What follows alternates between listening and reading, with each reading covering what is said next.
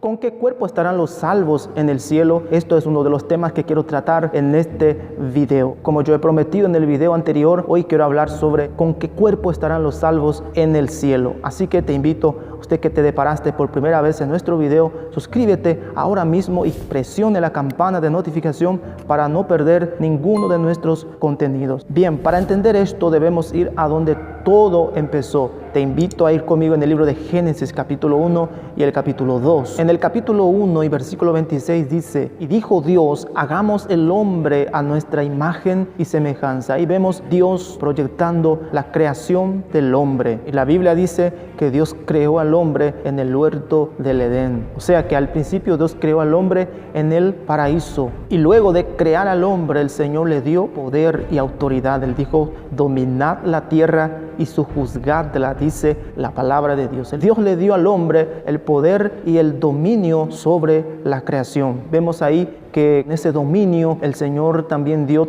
tareas para que el hombre ejecutara. Y una de esas tareas fue dar nombre a los animales de la tierra. Y la pregunta que surge es: ¿cómo pudo Adán haber hecho toda esa tarea? Un ejemplo, ¿cómo pudo Adán haber dado nombre a los peces del mar? Esto todo indica que Adán tenía una capacidad extraordinaria, no estaba sujeto a varias limitaciones como hoy nosotros estamos sujetos. Y esto sin contar las otras demás tareas que Dios le dio para que ejecutara. Y más, Adán también podía hablar con Dios cara a cara. Así cuando se habla con otra persona, Adán disfrutaba de la presencia de Dios. Pero si analizáramos la palabra de Dios, veremos que luego, después de su caída, cuando el hombre desobedece a Dios, toda aquella capacidad que tenía, tanto su intimidad con Dios, es cortada completamente, siendo expulsos de la presencia de Dios. Desde ahí toda la creación, no solamente la especie humana, quedó sujeto a varias limitaciones, de tal manera que el hombre queda sujeto a enfermedades y a la muerte.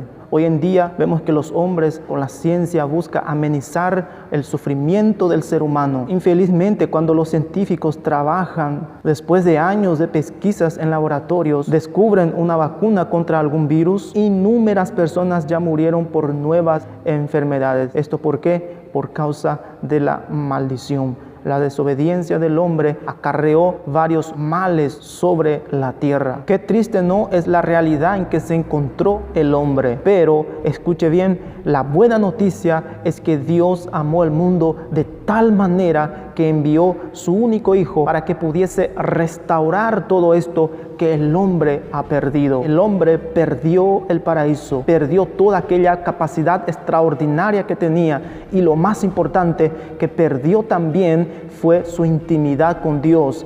Por esto, si queremos saber cómo era Adán antes de su desobediencia, debemos fijar nuestra mirada en Jesús. Te muestro en la Biblia cómo era el cuerpo de Adán antes de la desobediencia. En el libro de San Lucas, capítulo 9 y versículo 28 al 29, está escrito que Jesús se transfiguró ante 3 de sus discípulos. La Biblia dice que su rostro empezó a brillar como la luz del sol. Sus vestimentas empezó a brillar como una luz muy fuerte, de tal manera que los apóstoles que estaban con él, Pedro, Juan y Santiago, quedaron espantados. Y allí también apareció Moisés y Elías. Y si usted me pregunta cómo era el cuerpo de Adán, era así como en la transfiguración de Jesús. Y esto lo confirma más después que Jesús resucita de los muertos. Algo interesante que podemos ver en Jesús después de su resurrección es que Él podía comer. Él llegó a traspasar paredes cuando los apóstoles estaban encerrados en una casa. ¿Qué significa esto?